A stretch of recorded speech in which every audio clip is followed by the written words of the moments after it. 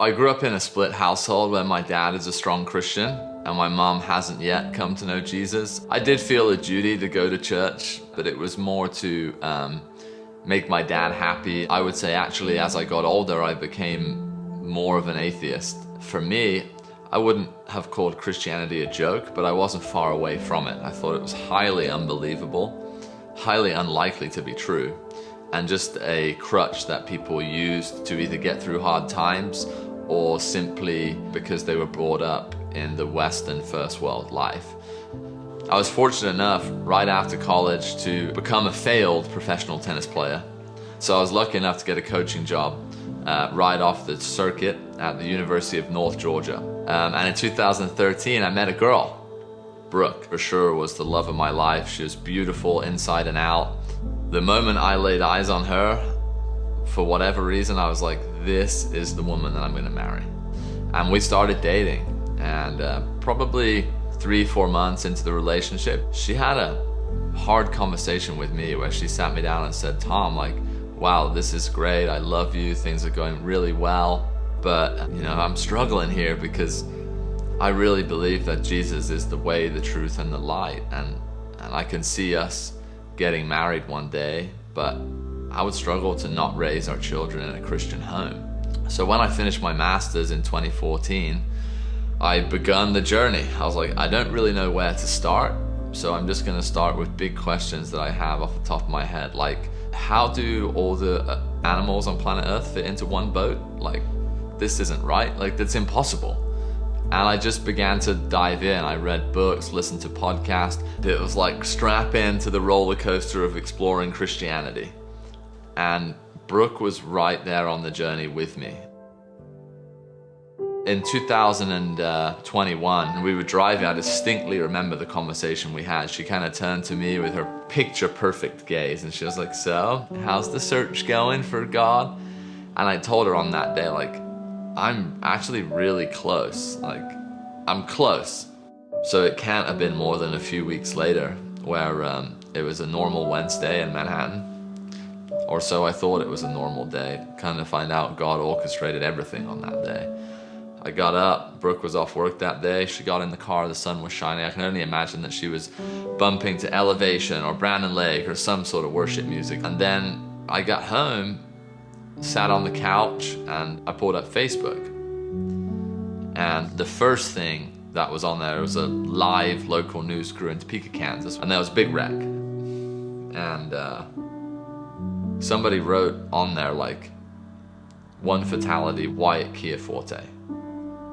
And all of a sudden, my heart sank, and I was like, no, there's no way.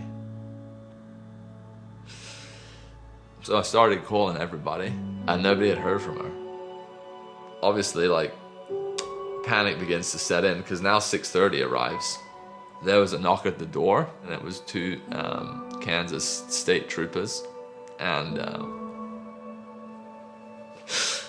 I don't remember anything else other than them telling me that she didn't make it. And God knew that, like, Brooke was going to join him that day. But we didn't. And, your whole world just crashes.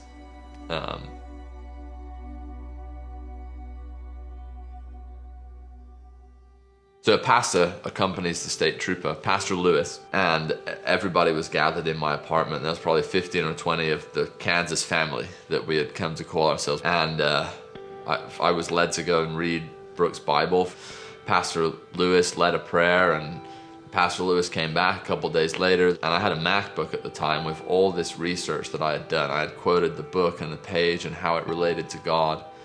And Pastor Lewis just looked at me and he said, sounds like you're ready, brother. Like, what's holding you back? And I was completely stopped in my tracks. And I said,